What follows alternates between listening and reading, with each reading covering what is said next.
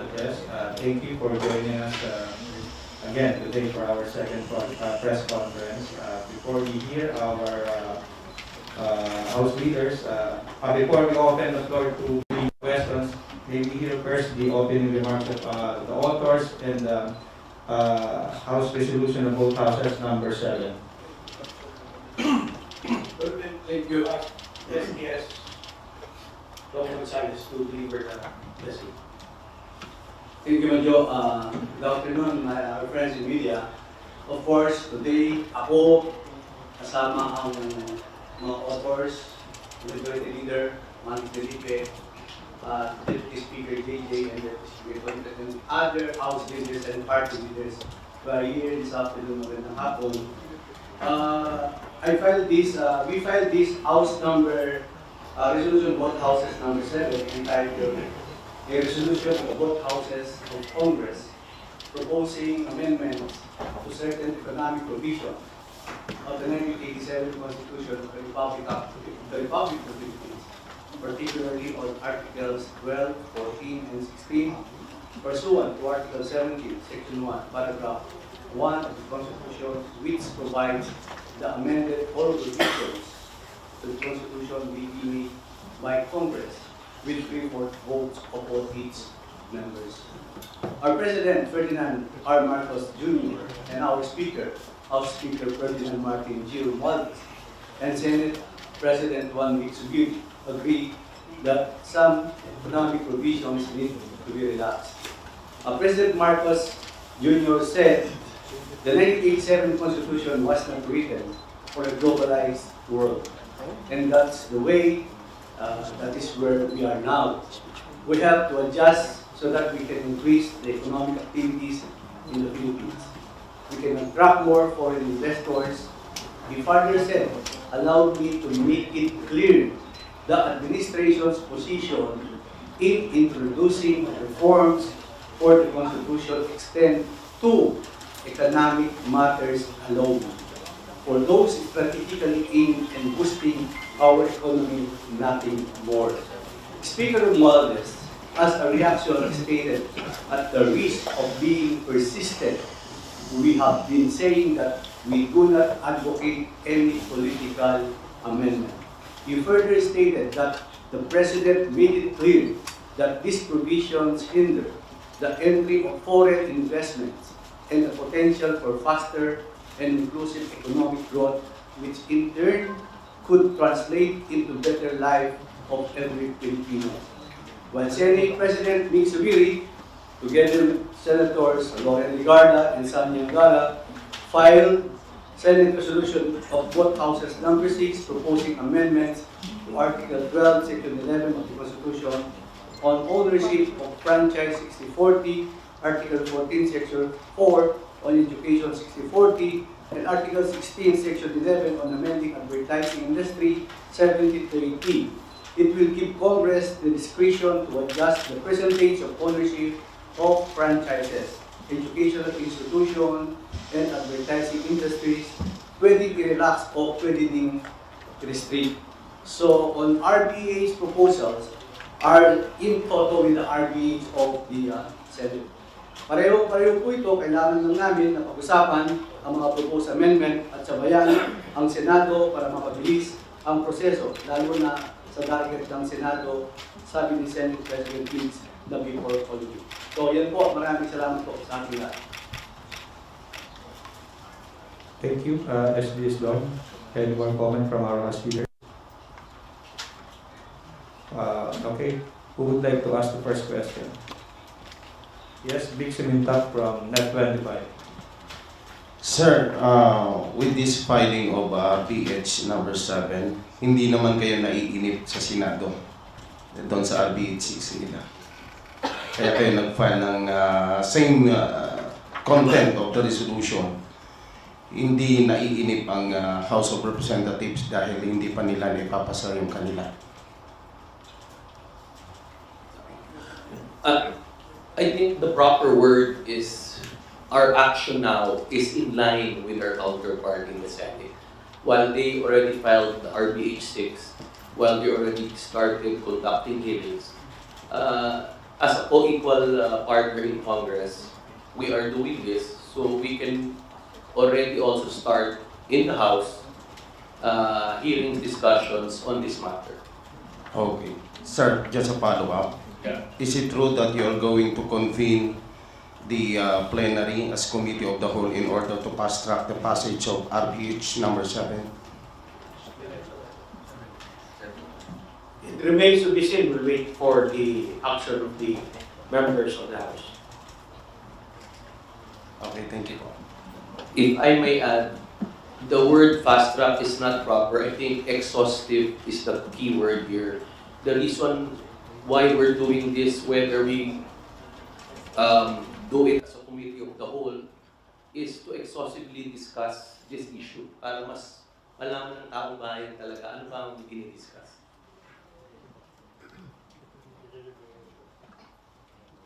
Can you just add to what Congressman Elvin mentioned? Regarding sa tanong mo, I think it's also part of hastening the process. So as we all know, the Senate is conducting their own hearings, and we felt that it is also proper that the House will also conduct its own hearings. Yun na rin naman po yung mensahe ng ating Pangulo na dapat magkaroon ng healthy debate and discussion about charter amendments. So here in the House of Representatives, it is the intention of us as authors of the said resolution to foster healthy debate and discussion para mas maintindihan ng mga mamamayan at ng ating mga kababayan kung bakit nararapat ito para sa ating bansa at kung bakit naayon na po ito sa panahon. Dagdagan ko lang din yung sinabi natin mga kasama. Well, of course, napaka-importante na ito ay pag-usapan because amendment ito sa ating saligang batas. And it would be proper that the Committee of the Whole, no, lahat po ng miyembro ng Kongreso ay mapag-usapan ito at i-elevate yung level of discourse and discussion and debate dun sa usapin na sa aming paniwala ay maaaring makatulong sa ating ekonomiya. Ito nga yung pag-amenda ng ating economic provisions. Para patunay, isang patunay din na wala hong nag-iisip na magkaroon ng political provisions amendment dito sa ating saligang batas. And that is the reason why a Committee of the Whole is necessary para mawala ho yung mga agam-agam at yung mga pangamba ng ibang mga kasamaan natin at lalong-lalo yung mga kaibigan natin sa Senado tungkol dito.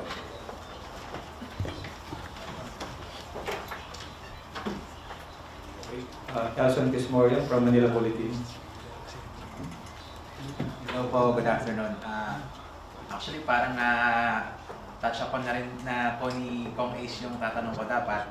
But anyway, i-bring up ko na rin po. So for the record, absolutely this is only for economic provisions lang po yung hinahabol po natin. Once and for all po, no political amendments po dito sa ating RBA 7. Well, you can get a copy of what we filed, resolution of both houses number 7.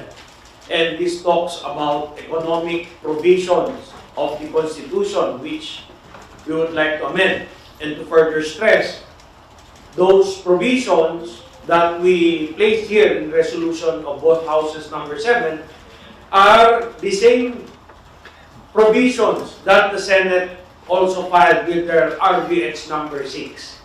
Wala pong pagkakaiba. Kung ano po yung economic provision na gusto ng ating mga senador na baguhin sa ating saligang batas, yun rin po ang mga provision na nilagay namin sa resolution of both houses number 7. I think the thing will speak for itself. Klaro po. Ang nabago lang po rito yung be it enacted by the Senate and the 8 of the Philippines. Yun lang po inalis namin. Kasi we're putting, if you are legislating law, so doon po kailangan ito mag-pwede. Yun lang po inalis namin.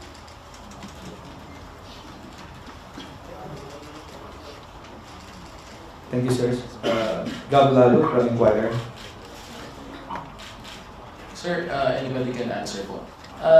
During the last previous year, nagkaroon naman ng hearings for resolution of both houses number 6. I mean, Anong pinagkaiba nung magiging hearings ngayon for resolution of both houses number 7, considering na yung ibang mga aspects like economic amendments, discuss na rin naman previously? Ito, resolution of both houses number 7 talks of a constituent assembly. If you look back on resolution of both houses number 6 of the House of Representatives, it talks about constitutional convention. Yun po pagkakaiba nun.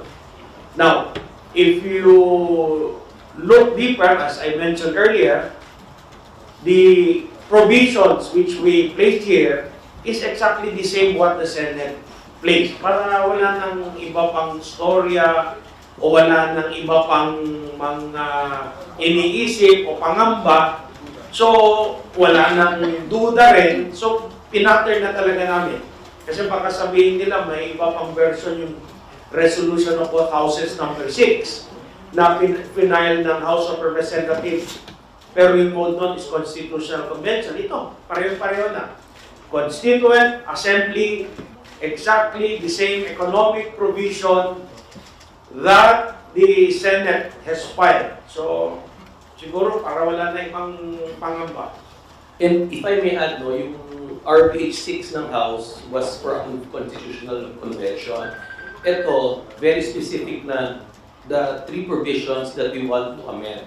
And we just also want to make it clear, while there are certain provisions, restricted provisions in the Constitution that other members feel should be amended, hindi na po namin tinakal yun because we would rather work with what the Senate wants to amend para, in order, para magkaroon na ng basis of agreement, di ba? Kasi can you imagine if we propose 5 amendments and they 3, baka tumagal pa. No? But in this case, the House of Representatives are already adopted the 3 exact provisions that our counterparts in the Senate want to amend.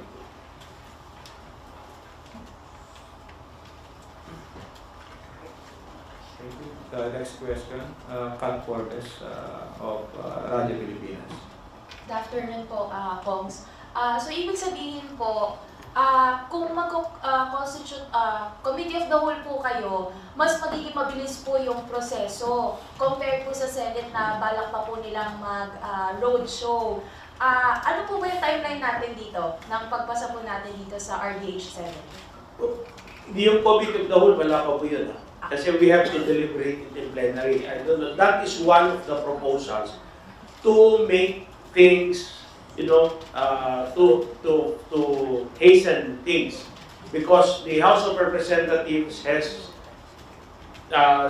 been in the position that these economic provisions should be made in this Congress, in the 19th Congress. So if we are with that thought that we would like these economic provisions of the 1987 Constitution be amended or changed, then we would want things to be made faster or to help expedite things. So one option that has been brought up is that the House will convene as a committee of the whole House and tackle it as one body. So we will wait for the RBH 7 to be referred by the Bills and Index Division to the plenary and subsequently to the Committee on Rules, or depending on the pleasure of the plenary. Then by there we will be able to say if we will convene as a committee of the whole House. If I may add also, if you will remember, the chairman of the Committee on Constitutional Amendments, headed by Congressman Rufus, already did a roadshow. And all those findings, discussions, will be part of this discussion, which we can also submit to the Senate. But if you will also point out the difference, in the House, we will possibly convene as a whole, no? So it will be more exhaustive and participatory, despite the fact that we are a bigger chamber. But if you will look at the Senate's strategy, subcommittee, committee, roadshow, plenary, I mean, kayo na po ang mag-discuss. Kayo na po, in your mind, why? Kami, we feel that this should be discussed exhaustively. This should be expedited based on due process because we feel there's a need. No? The fact that we respect the way they're doing it, no? But you will see the sense of urgency in the House in this case because we really feel that the country needs it. Thank you. Just to add, I would like to say na hindi namin fina-fast track on the railroad ito. This amendment of the Constitution has been discussed by previous Congresses, and we will get the knowledge from those caravans, those exhaustive studies, the many types of already road shows that we've already done in the past. And so, hindi ho ito purkit na gawa namin ngayon at na-file namin itong RBH 7 ngayon, hindi namin kinalimutan ang experience ng past. The only difference moving forward is we'd have to do this formally. And if we do it as a constituent assembly with the committee in the whole on the part of the lower house, this will be an exhaustive, again, hearing to call out experts, especially in the economic front, to call out experts again, the economic managers, to call out business chambers, para malaman namin yung side. Pati yung mga umaangal na tumututol dito sa mga provisions, we want to hear from them so that we can learn what provisions of the law we can improve for this Constitution. So, again, we are clamoring that this is not a fast-track method. This will be debated in plenary exhaustively like any other bills, especially that we are tinkering the Constitution. And so, we need this badly. And so, imamarathon po namin ito alang-alang po sa bansa. And in addition, you also have to look into the window of opportunity to actually tackle this. Kasi pagpasok po natin ng kalahati ng taon, SONA na yon, ang susunod na tatalakayin na ng House is the budget for 2025, where 99% of our attention will actually be focused on that. So, if we are Feb now, March, April, May, June, July, we have more or less 3 months, 4 months of legislative time to actually tackle this. So I do hope that once the bill hits the plenary, action would be taken na mapag-usapan to sa pinaka-mabilis,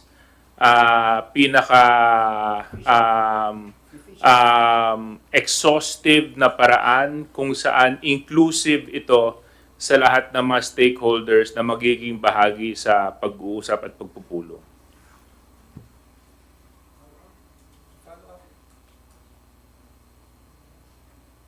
Kong Ace?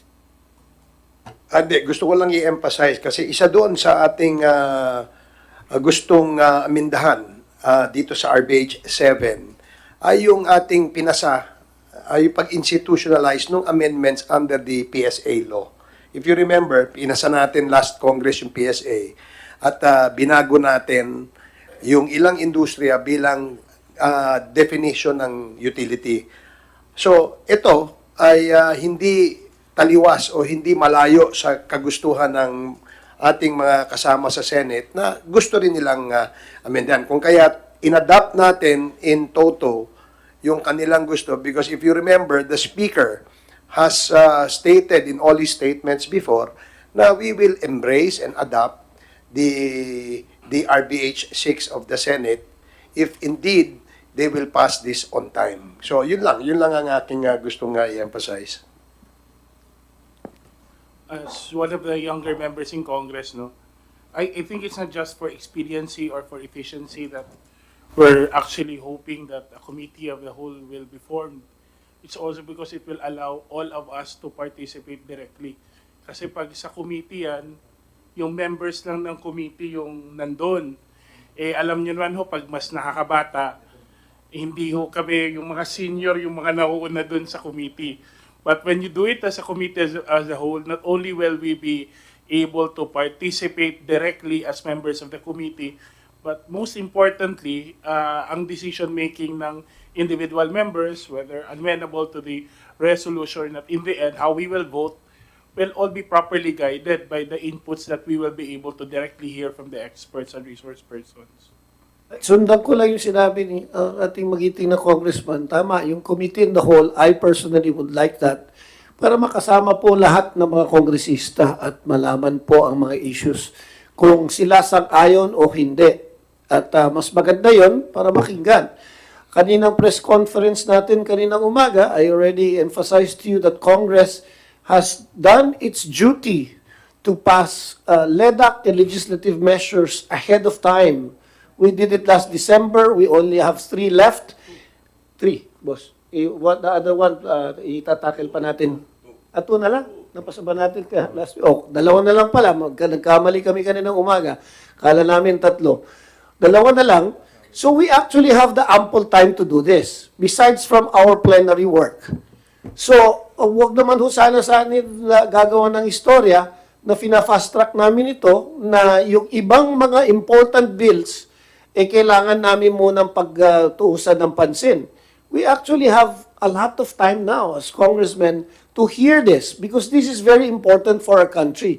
This will bring our country above poverty, so we need to make sure that we can, hopefully, with the pleasure of the whole Congress, led by our good Speaker Martin Romualdez, we can hear this even every day, so that we can finish this as soon as possible and hear the sides of all stakeholders. Yung other party. Yes. Congresswoman. And as well as our commitment before na we will support the version of the Senate version, gusto rin natin ng members natin na through this discussion of this RBH 7 na ngayon sa amin, ma-discuss bakit 70% to protect the Filipinos rin. Sa advertising, maiwan na 70% for Filipinos. So gusto rin ng members natin malaman din. And to make sure na tama tong decision na to. Plus with basic education na matira 60% of Filipinos, bakit kailangan natin gawin to? So ito po, we need to go through this para rin alam natin na tama nga itong ginagawa. And as much as possible, we want to be committed also to our commitment to the Senate na we follow their lead and we'll try to adopt their RBH 6 as well. So yun lang po. Congressman. Yes, thank you, Senior Deputy Speaker Dong Gonzales.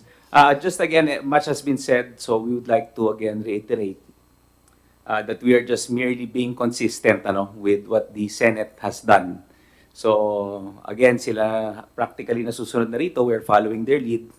Wala po naiiba po dun sa na-file na RBH 7. So, as far as the Nationalist People Coalition is concerned, we fully support, we reaffirm and fully support the thrust of the authors and of the House of Representatives, especially Speaker Martin Romualdez. Thank you. We might just have missed out on a point, no? Can we just, Brian, pwede mo bang mapakilala yung mga congressmen at saka yung the respective political parties they represent? Okay, let's start from left. We have Congressman Joboy Aquino, Congressman Johnny Pimentel, Congressman Mark Inverga, Congressman Mehan. Ryan, pwede pagsabi yung party nila? Party. Please, start po ulit. Siguro. Why don't we ask our congressmen to introduce themselves so that we can, and what party and what position so that they can know. Thank you. I'm Congressman Joboy Aquino, Jose Joboy Aquino, Lakas, and the province of Agusan, 1st District, Agusan del Norte. Good afternoon to everyone. Johnny T. Pimentel, representative of 2nd District of Surigao del Sur. I'm now in NUP party. I am Congressman Mark Berga of the 1st District of Quezon Province, and I represent the Nationalist People's Coalition. I am Christine Singson of the 2nd District of Ilocos Sur, representing NPC as well as Kong Mark and Vergas. El Rey Villafuerte, President of the National Unity Party, the second biggest party in the House. We fully support this initiative, this proposal. Thank you. Tony Pet Albano po, 1st District of Isabela, part of Lakas, the largest. And we are very supportive, especially that our president of Lakas is the speaker himself. Of course, Don Gonzales po, 3rd District of Pampanga. I am Lakas. Don Gonzales, 3rd District, Pampanga, from Lakas.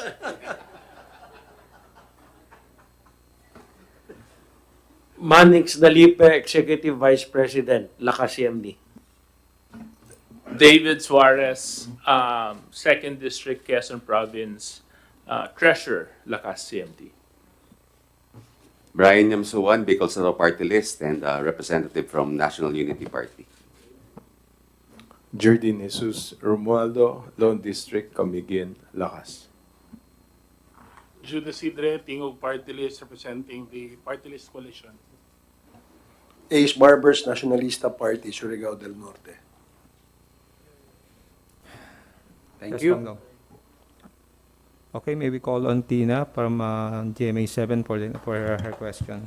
Sir, follow-up lang dun sa question ni Kath kanina. Is an approval by March possible? Kasi binabanggit na rin ng mga Kongs before yung sinabing deadline ni SP Zubiri.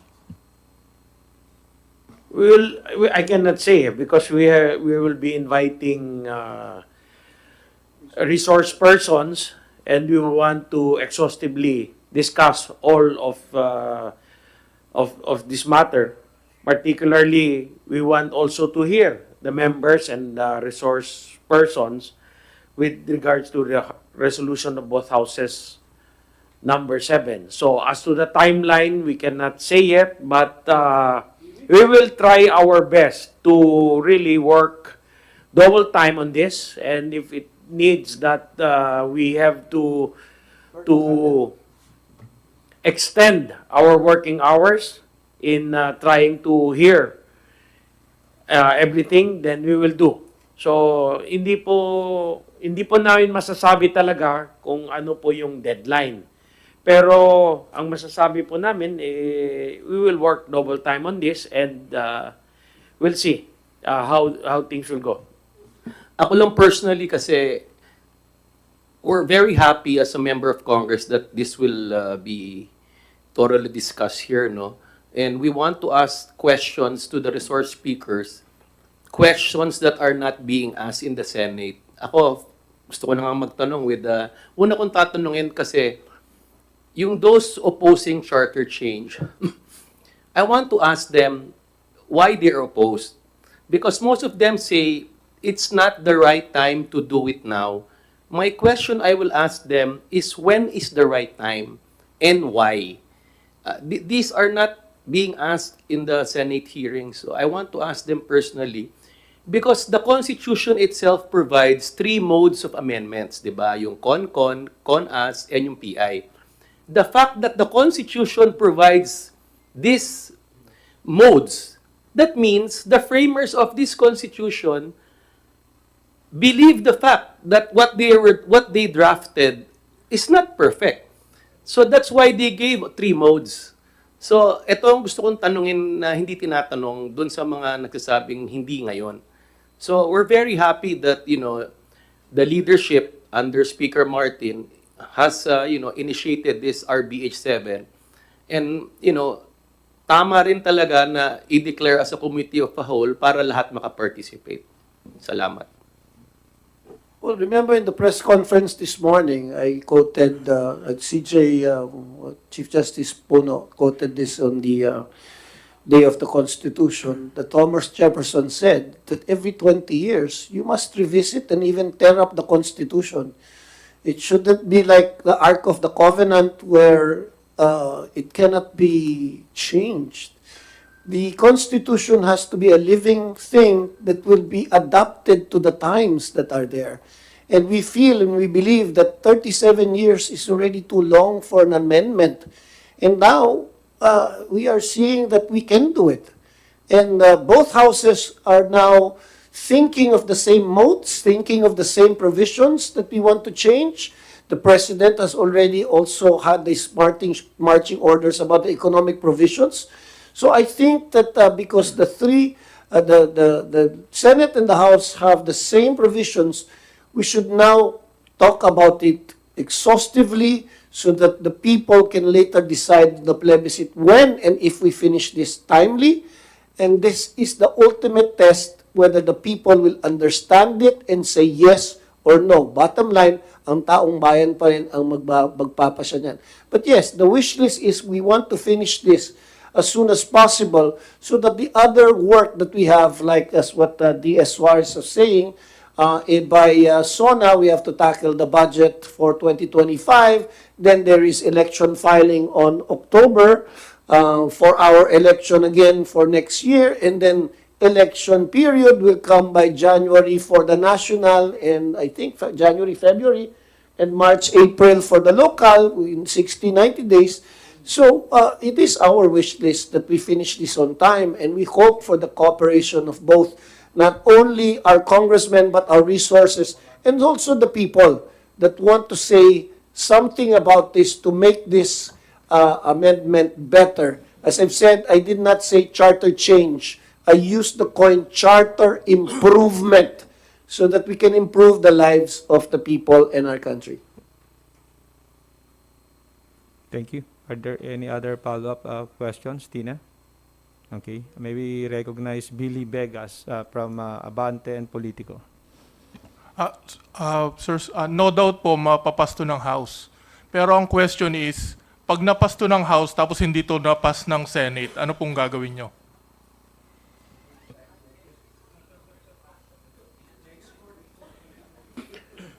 We will cross the bridge when we get there. But if you see, ganito yung House eh. For the past Congresses, bawat speaker, bawat Congress, may panukala, there is a proposal of the House of Representatives to update the 1987 Constitution. And if you look now, lahat po ng mode. Una, sinubukan na CONCON, Resolution of both Houses number 6. Ngayon, para wala ng pangamba, wala ng duda, pattern na talaga. Constituent Assembly, exactly the same economic provision. Constituent Assembly. So, lahat ng style, lahat ng mode, o kung paano, basta kung saan pwede, basta ma-update lang natin yung 1987 Constitution, we will do it. So that is, you can see the effort of the House of Representatives headed by any speaker who has sat, even in the present Congress, Speaker Ferdinand Martin Romualdez, we are still faithful to that intent that we have to update that Constitution, particularly the economic provisions of the Constitution, which everyone feels that this is really too restrictive. So, tingnan natin kung maipasa ng House ang resolution of both Houses number 7 at hindi ipapasa ng Senate ang kanilang resolution of both Houses number 6, which is exactly the same economic provision, then we'll see. Tingnan natin. And may I also add, we are still optimistic that the Senate will pass their RBH 6 kasi para nga makita na ito na lang talaga yung gagalawin natin. That's just the economic provision and what was mentioned on RBH 6 and RBH 7. Yeah. Thank you for that question and observation. We are a bicameral Congress, meaning we are co-equal. So if the House passes it March, April, and they want it October, valid yung tanong mo anong mangyayari. I think there should always be a middle ground, di ba? If we want it March, April, May, sila October, there should be further talks how we can meet the middle ground. I think that's the best in a bicameral Congress. And, you know, these three provisions anyway originated from them. So, I think when they proposed these three amendments, I know for a fact na pinag-aralan at pinag-inisipan na nila to. So I think, delaying it further, dapat tanungin ng tao bakit gustong i-delay, di ba? So at the end of the day, this has to go through a plebiscite. Thank you. Add ko lang, remember the press conference this morning, the scarcest resource is time. 37 years is too long already for us to wait for another 3 years. Our country has been left behind. Mika Swangsing, our congresswoman, has already given the report a while ago in the economic provisions why most countries are far better now. Vietnam has more FDIs. These economic provisions that we want to pass are good for the people so that they don't become OFWs anymore because investment will come to our country. So ano pa ba ang hinahanap natin? So we appeal to our counterparts to also exhaust their efforts and their, of course, at their own pace, kasi 24 sila.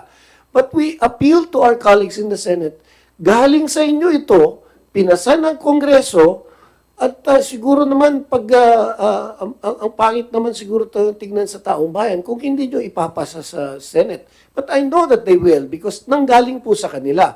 And hopefully, because nanggaling sa kanila ito, may pasa natin in time na meron naman tayong paraan para magplebisito bago po mangyari yung mga kailangan mangyari within the end of the year at next year's elections. Can we hear Congressman Jude? What's the greatest significance of what's happening today with this development is that if you really look at it, the House and the Senate has found a middle ground, has found the common ground for future actions on what to amend. We have agreed finally to what the Senate has actually proposed, and the House is also doing parallel efforts to go through the process of approving the same version. And to be honest, I'm a little bit more optimistic with the process in the Senate because the Senate version is actually authored by the leadership of the Senate. It's authored by the Senate President, by the Senate Majority Leader, the Pro Temp, and of course the chairperson of the subcommittee. So I have great faith that the leadership of the Senate will do their best to convince their colleagues for the passage. And I'm sure they will do a much better job than us here in Congress convincing their colleagues. Thank you, Congressman Jude. Congressman Pimentel? I just want to comment on the statement of earlier by Representative El Villafuerte. I totally agree with him that the time to amend our Constitution is now. There is no other time. Actually, this plan of amending the Constitution, matagal na po ito. 5 administrations have already passed and nothing has happened. I do not understand why so many people are so afraid of amending our Constitution. In other countries, they regularly amend their Constitution to be updated and to fit with our times. Yung ating Constitution po, 1935, it was amended in 1987, is now about time that we amend to fit with the times. And there's nothing to be afraid. What we are discussing here are only the economic provisions. We are lagging behind already from our counterparts in the different Southeast Asian nations. In 2023, there were 243 foreign direct investments that came into Southeast Asia. How many did go to Vietnam? 300 foreign direct investments. 40 went to other Southeast Asian nations. Ilan po ang pumunta sa atin? 3 lang po. Why? Because the investors are afraid to come in or worried to come in because of the very restrictive provisions in our Constitution, and that is the ownership of corporation. If you are a multinational firm and you have billions of dollars, billions of pesos you would like to invest in a country, papayag ba kayo na you let go of your billions of dollars tapos you cannot even wholly own the corporation? I there are some perception na there might be some political amendments. We want to make it clear that this is only the economic provisions. Why the economic provisions? We want to open up the economy of our country, thereby providing more economic opportunities to our people and solving the problem of unemployment. Isa pong malaking problema sa Pilipinas, unemployment. If we can open up our economy, foreign direct investments will come in, we will be generating employment, thereby also solving one of the problems of our country. As I've said, and I've been consistent on this, there is no other time. Now is the time to amend our Constitution so we can be globally competitive, so that we could be at par as far as investment destination is concerned. Ito po ay hindi para sa mga congressmen, hindi po ito para sa mga senador, para po ito sa mga taong bayan. What we only want is to uplift the lives, the quality of life of Filipinos. That is all. Yung sinasabi ng mga senador na baka i-abolish sila, there is no truth to the matter. We are a bicameral legislature and will always remain a bicameral legislature. We want to make it clear that there is no plan to abolish the Senate. I don't know where they got that wrong perception. Sana po magtulong-tulungan tayong dalawang chamber ng Kongreso. Yun lang po ang objective natin, tulungan ang buong bayan at ang ating mga kapwa Pilipino. Magandang hapon po. Ryan, baka may gusto mag- Okay, Billy for his follow-up question. Okay. Cut Forbes again. Sorry po, habol ko na lang po mga Kongs. With your filing of RBH 7, sinabi nyo nga po, ito po ay pagpapakita na kaisa kayo ng Senado doon sa pagsusulong po ng amyenda ng economic provisions. Panahon na rin po ba or sapat na rin po itong dahilan para patayin na po ng tuluyan yung issue ng PI na inuugnay pa rin po sa inyo? Thank you po.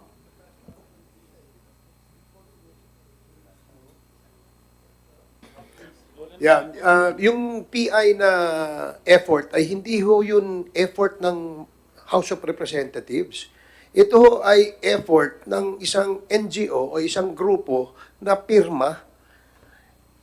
Ito ho ay malayo ho sa ng Kongreso. Of course, there are members of Congress who are advocating for change since probably exasperated na yung mga nag-advocate ng charter change, kagaya nung NGO ito, sila ay nagtutulak nito. And you cannot fault the member, or no one can fault the member, if a member of Congress will support the efforts of this NGO, of this firma. Kasi nga, sa kagustuhan nating amendahan yung ating saligang batas, we've done yung RBH 2, na kung saan ay pinopropose natin yung Constitutional Convention, Constituent Assembly, walang nangyari. Pinasa natin yung RBH 6 where 302 members are authors, wala pa rin nangyari. So what is the logical way and strategy to amend this Constitution? So siguro yung pirma initiated this and some of the members helped them. So, yun yung nangyaring doon. Wala ho sa kamay namin yung pirma. In fact, when COMELEC said na, okay, i-suspend muna yung pagtanggap ng mga signatures, we did not react to that because basically, we want to tell the people na wala ho kami kinalaman dyan. If I may add, yung People's Initiative is provided in the Constitution. So, we cannot say, unless that's amended and taken out, that will always be part in one of the modes of amending. So, yan ang kailangan malaman ng tao. So, those who are saying na fake yan, mali, tainted, that is part, they have to prove it. And, I've been watching some of the hearings. Some witnesses are already admitting wala namang nabigyan ng pera. So, anybody can say, may taint of anything negative, but they have to prove it. It's just like saying, may nangyari sa isang lugar sa election, it doesn't mean that the whole election is tainted or questionable. So, let's respect the Constitution having that provision. Thank you. Dagdagan ko lang din yung sinabi ni Kong El Rey. Dahil nga ho itong pirma, the ones who initiated this effort of getting signatures dun sa mga iba't ibang distrito sa marami yung nag-aakusa na ito ay PI, Peking Inisyatibo, PI, Politicians Initiative. To my mind, these are unfounded allegations. Kasi, wag po nating tawaran yung pag-iisip at desisyon ng mga milyong-milyong Pilipinong pumirma ho dito. And again, kagaya nung nasabi ko kayo na they probably felt exasperated bakit walang nangyayari dun sa kagustuhang pagbabago sa ekonomiya. Dumaan na ho sila dito sa mode na ito because this is also provided in the Constitution. There's nothing illegal ho dito. Wala hong illegal. Legal ho itong People's Initiative.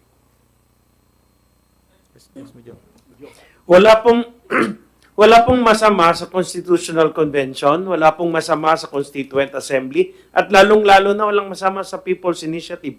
Nasa Constitution po to. So whatever means that we would want to update the Constitution, there's only one sure thing.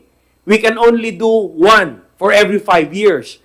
So to allay the fears that we will only have one referendum in the next 5 years, then why don't we both agree, the Senate and the House of Representatives, pass this economic provision, submit it to the people, then ask the people anong gusto nila sa proposal ng Senate and the House. And we should always be reminded, the Constitution is owned by the people of the Philippines. The congressmen and senators don't own the Constitution. The Constitution is owned by the people, and the people will have the final say if they agree with the senators or congressmen on what changes we would like to make in their constitution by passing it through a referendum by voting yes or no. Yung constitution po sa tao to.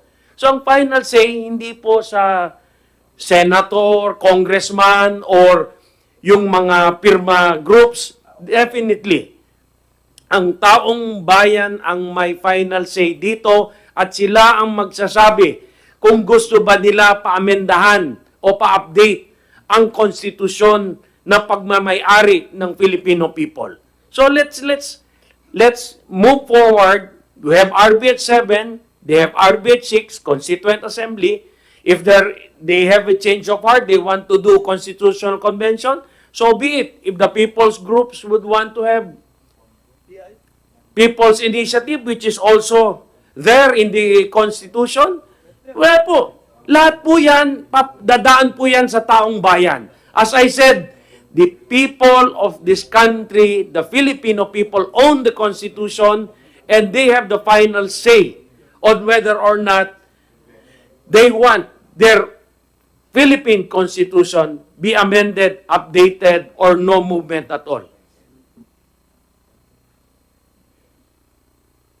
Okay, Billy Vegas again. Habol lang po, sorry. Madjo, kanina po may statement kayo regarding do sa low performance ng Senate. So, lumalabas po ba na na hindi nabibigyan ng priority ng Senate yung mga priority measures ng LEDAC tsaka ng Marcos administration? No, what I just stated is that the House has been up to date, and we have already passed almost 100% of the LEDAC priority measures and the SONA priority measures. And we did a little comparison because we are a bicameral, in a bicameral setup. They are more or less in 15 to 35%. So yung House, what we're trying to tell the Filipino people is that natapos na po namin kung ano yung mga hinihingi ng ating mahal na Pangulo, President Bongbong Marcos Jr. para sa ating mga kababayan, ano-anong mga batas na kailangan ipasa ng House of Representatives as in the LEDAC and the SONA priority measures, napasa po namin. So, I do not know with the Senate, with their rating of 15 to 30% passing average, so maybe they have to also double time. Just like now, what we'll be doing, may suggestion na nga with RBS 7, Committee of the Whole House. So, we will not dilly-dally on that. We will work double time, overtime, if there's a need to. That's the character of the House of Representatives. We always act with a sense of urgency. Dagdagan ko lang yung sinabi ni Madjo, no? So, tama yung sinabi ni Madjo Manix that ang dulo naman ito is plebiscite. Now, when do you think is the most appropriate time to have the plebiscite? I think what the Senate is proposing is isasabay ito sa midterm elections. And ako, ang personal position ko, hindi tama yon. Kasi hindi natin dapat mapoliticize yung Constitution. Dapat talaga bukod, dapat mas maaga. Ngayon, kung mas maagang gaganapin yung plebisito, dapat mas maagang matapos ng Kongreso at ng Senado yung pag-uusap tungkol dito sa RB 86 nila at yung RB 87. Kasi huwag nating kakalimutan, magkakasundo pa dapat kami noon bago diretso sa COMELEC, and assuming walang hurdle, saka pa lang tayo magkakaplebisito. So, ito yung nakikita naming panahon na talagang dapat na po natin masagawa ito. Ngayon, tungkol naman po sa binanggit ni Madjo sa efficiency ng Senate, siguro ang pinakamagandang sumagot ng efficiency nila, hindi sila nalang magpaliwanag. Di ba? Kung bakit ganoon yung performance level nila. Basta ang performance level ng House, 100%, no back subjects, advance pa. And before we go on the Holy Week break, we will be able to pass all of the priority measures. Okay, maybe call on Joy for from Filipino Star ngayon for our last for the last question. Sir, good afternoon po. Sir, since the mood for charter reforms becomes the political battleground between the Senate and the House, and in fact some senators they're putting themselves to a high cocalorum of the legislative branch. With that RB 87, sir, what are your expectations?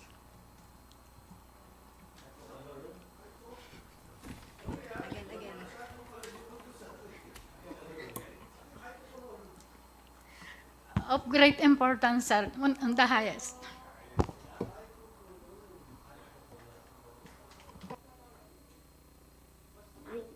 House naman we just want to help this country, and it was even mentioned by the head of the National Economic Development Authority, NEDA, na kailangan natin buksan ang ating ekonomiya, to open up our economy. We have some provisions in the Constitution which are very restrictive. And just to be in one with the Senate, we are adopting the economic provisions which they would want to update. If you ask the other House members, there are a lot more economic provisions in the Constitution that we would like to amend. Para maalis na yung pangamba, para maalis na yung duda, we are already adjusting to what economic provisions in the 1987 Constitution that the Senate filed in RB 6 of the Senate version, i-adapt na nga namin para wala na nga yung pangamba, yung duda. Kasi nahaluan napupolitika we would always want to reiterate, let's focus. Let's deliver this to the people and let the people decide. Bakit hindi natin ibigay? Let's bring out those provisions which we have to amend. Then tanong natin yung taong bayan, sila na magdi-decide. Hindi naman senador o congressman ang magdidesisyon dito Ang taong bayan, as I said, they own the Constitution. The final say is with the people who own the Constitution, and it is the Filipino people. So, ano lang po, wala na siguro ang away kasi galing sa kanila itong mga provisions. So, hindi ko alam kung bakit pa pag-aawayan kasi parehong-pareho naman yung provisions, the change na gusto namin sa Constitution. So what we're seeing is that because it's the same, magkatugma na ang House at Senate, ang gagawin na lang ngayon ay magtrabaho kaming dalawa at suriin at itanong sa mga eksperto kung nararapat ba ito, kung ano ang mga threshold ng 60-40, 80-20, kung anong maganda na magiging forma nitong mga economic provisions. So, hindi po away ang hinahanap namin kung hindi actually synergy between both houses to pass. And finally, for the first time in the history of the Philippines, for the 1987 Constitution, we will have an amendment after almost 4 decades. Yes, sir.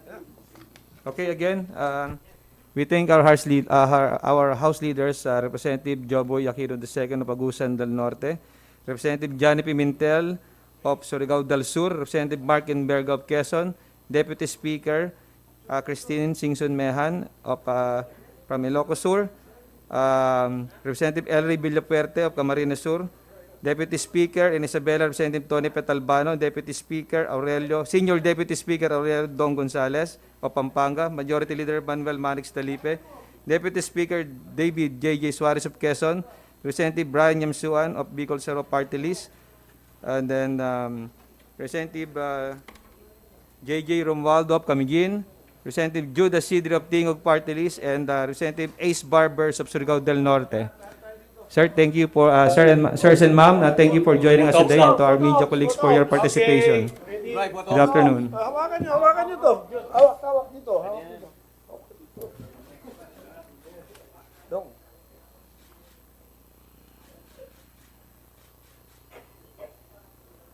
Okay, thank you. Thank you.